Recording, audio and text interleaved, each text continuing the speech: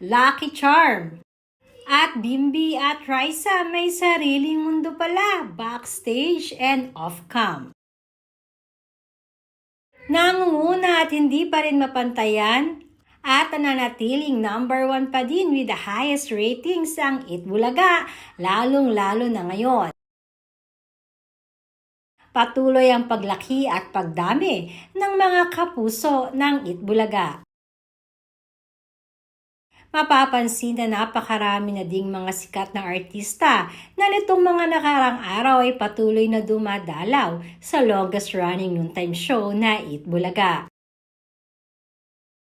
Hindi tuloy mapigilan ng mga netizens na mapakomento ng totoong dahilan ng patuloy na pamamayagpag ng Eat Bulaga ay dahil na rin sa mga tao behind dito.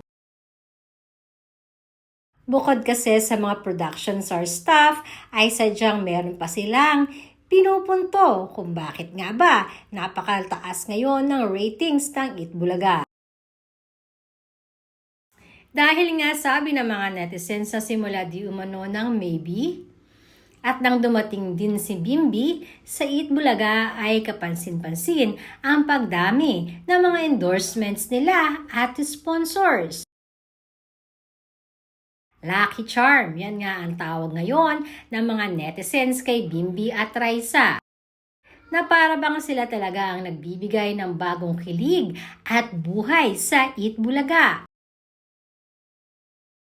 Kapansin-pansin din ang pagkakaroon ng sariling mundo ni Bimbi at Raisa kapag off-cam at behind the scene.